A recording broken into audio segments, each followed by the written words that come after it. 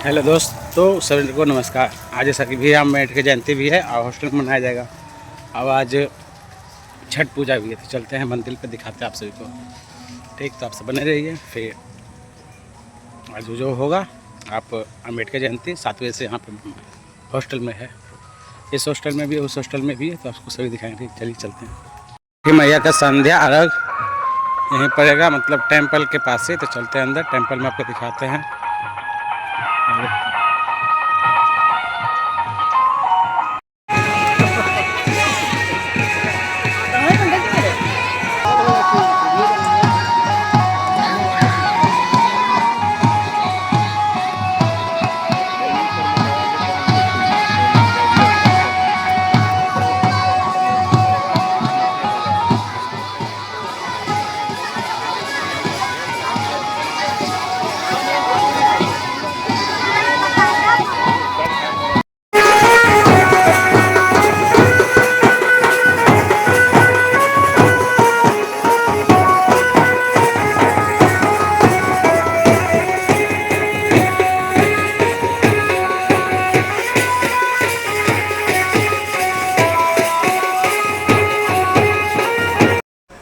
तो छठ पूजा से आ गए थे और अम्बेडकर जयंती का सजावट हो रहा है।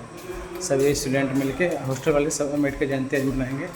चलिए दिखाते हैं आपको। यहाँ पे अम्बेडकर जी वाला मतलब सब सज रहा है। चलते हैं हॉस्टल नंबर कल्पना चावला, क्योंकि ये सजाने वाले देखिए 2 महारथी। और चलते कल्पना चावला, वहाँ क्या है स्थिति। तो हम सब चल रहे हैं कहाँ?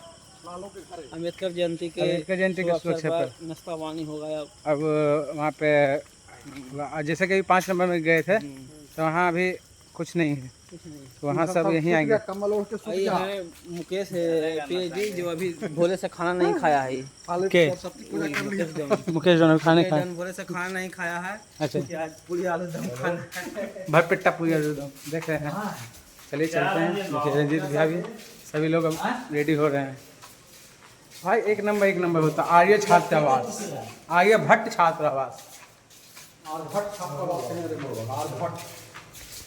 संविधान के निर्माता, हमारे देश के महान विभूति, जिनका जन्म 14 अप्रैल 1891 ईस्वी को हुआ था, और अपने देश के अंदर कोई ऐसे व्यक्ति नहीं है जो इनसे अछूते हैं। भीमराव अम्बेडकर को कौन नहीं जानता है।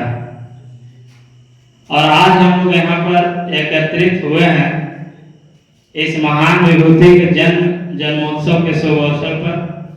तो जो भी साथी यहाँ पर उपस्थित हैं, आप तमाम साथियों को सबसे पहले क्रांतिकारी इस्तकबाल, जय भीम, जय संविधान।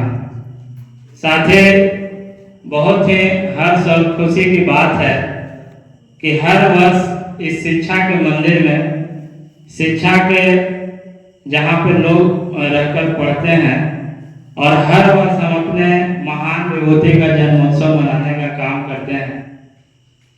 और बहुत ही खुशी की बात है कि हम लोग जो इनके विचार हैं आज भी प्रासंगिक हैं।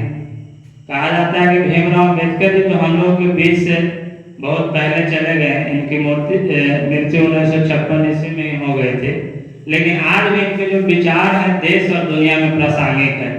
आज भी इनके विचार को आत्मसात किया जाता है। और जहाँ तक कहा जाए, हमारे जो भीमराव अम्बेडकर थे, संविधान के निर्माण के साथ साथ समाज में जो भी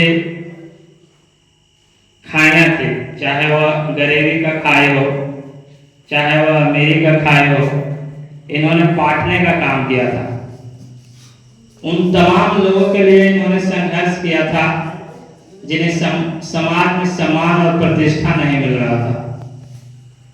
जिस समय देश हमारा ब्रिटिश शासन के अधीन था, उस समय वे लोग ही खुश थे जिनके पास पैसा और जमीन और जायदाद है। लेकिन देश के 90% गरीब लोग, जो किसान, मजदूर और जो छोटे छोटे वर्ग के लोग थे, जो सिर्फ कहा जाए तो वह जो मूलभूत जो आवश्यकताएं होती है जिंदगी जीने के लिए, वे भी अपना पूरा नहीं कर पाते थे। उन लोगों के लिए उन्होंने संघर्ष किया था और आज उसी संघर्ष का परिणाम है कि आज हर वर्ग, हर जात, हर धर्म के लोग कहीं न कहीं जीवन में विकास कर रहे हैं। तो ये देश उन्हीं का है, भीमराव अम्बेडकर का है। और आज हम जो बातें लिखी हुई है उन्हीं के दम पर आज हम लोग हक अधिकार की लड़ाई लड़ रहे हैं। हम लोगों को भी आज अगर किसी भी चीज की समस्या होती है तो उनकी लिखी हुई बातों के आधार पर हम भी अपने सिस्टम से लड़ते हैं और उस समस्या को समाधान करने का प्रयास करते हैं। तो साथ ही बातें कहने के तो बहुत कुछ है, अभी कार्यक्रम शुरू नहीं हुआ है। कार्यक्रम शुरू करने के पहले मैंने एक शुरुआत किया था कि यहाँ पे जो भी हमारे छोटे भाई हैं, साथी हैं, तो कम से कम संबोधन के तौर पे अपने टूटी फूटी भाषा में अपने बात को रखेंगे। और अभी कुछ लोग आ रहे हैं, मनीष वगैरह आ रहा है, तो उसी समय कार्यक्रम का शुरुआत किया जाएगा। तो मैं चाहूँगा कि हमारे बीच छोटे भाई जो इस कार्यक्रम का आयोजन करता है विक्रम, उसके लिए मैं तमाम साथियों से आग्रह करूँगा कि ताली बजाकर उनका हार्दिक स्वागत और अभिनंदन करेंगे। और मैं विक्रम से आग्रह करूँगा कि बहुत ही चंद शब्दों में सिर्फ यहाँ पर संबोधन करेंगे। विक्रम के लिए आप लोग जोरदार तालियों से उनका विक्रम तुमको जो मन है जो बोलो, अपने विचारों को रखिए। तुम अपना अनुभव व्यक्त करो यहाँ का 4 साल 6 साल। चलिए, हमारे संविधान निर्माता बाबा साहेब भीमराव अम्बेडकर की जयंती 14 अप्रैल को मनाई जाती है। उन्हें संविधान निर्माता इसलिए कहा जाता है क्योंकि भारतीय संविधान के निर्माण में उनका अमूल्य योगदान रहा है।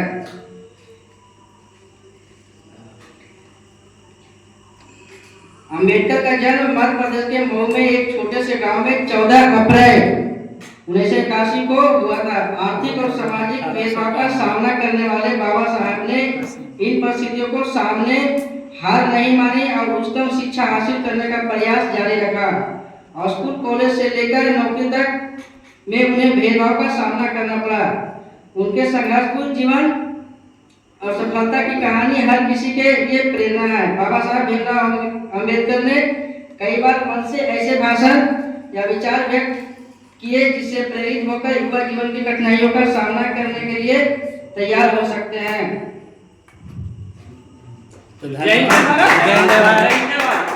आप सबको ये बाबा साहब भीमराव अम्बेडकर साहब की जयंती पर यह समारोह आयोजित करने के लिए आप लोग को बहुत बहुत धन्यवाद।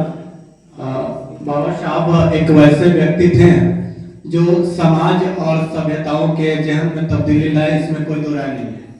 आज ये इससे कोई नहीं कह सकता कि अपने शिक्षा के बदौलत बाबा साहब के वजह से आज गांव या समाज या ग्रामीण क्षेत्रों की पगडंडियां, गांव के शहरों, गांव के चौक चौराहों का नाम तक तय होते हैं। बाबा साहब के वजह से आज गरीब या जो पिछड़े लोग हैं, जो समाज में दबे कुचले हुए लोग हैं, उनकी एक अपनी आवाम है, उनकी एक आवाज है। बाबा साहब बहुत सारे लोगों को देखते हैं कि लोग बहुत सारे चिढ़ते रहते हैं, कई वजह से सबकी अपनी होती है, लेकिन मैं तो आग्रह करूंगा कि चाहे बाबा साहब हो, गांधी जी हो, सबके बारे में सभी लोग पढ़ें, जाने अच्छा तरीके से और उनके राहों पर चले। ठीक है, नीले रंग, नीले गमछे या चाहे जो कुछ भी होते, मेरा व्यक्तिगत विचार है कि गरीबों के ये केवल एक कपड़ा मात्र तक नहीं है, ये गरीबों के लिए या कोई भी पिछड़े वर्ग के लोग हों, हाँ, जो दबे हों समाज में, जिनको दबाया जा रहा है, चाहे किसी वर्ग के लोग हों, तो उनके लिए एक बुलंद आवाज है। इससे नकारा नहीं जा सकता है।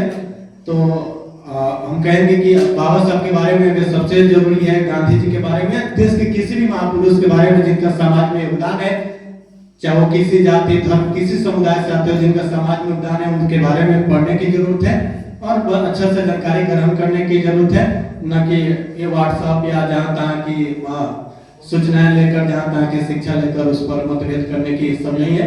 ठीक है, तो बाबा साहब वो लोग थे जिनकी वजह से समाज में एक समझ है और समाज के उपेक्षित वर्ग या जिनकी हमेशा से उपेक्षा होती रही है वो लोगों की समानता मिलती रही है। मैं दीपक कुमार सिंह बाबा साहब भीमराव अम्बेडकर की जयंती पर कोटि से नमन करता हूँ। वो अपना बोले हैं, जो कौम अपना इतिहास तक नहीं जानती हुए कौम कभी अपना इतिहास भी नहीं बना सकती है।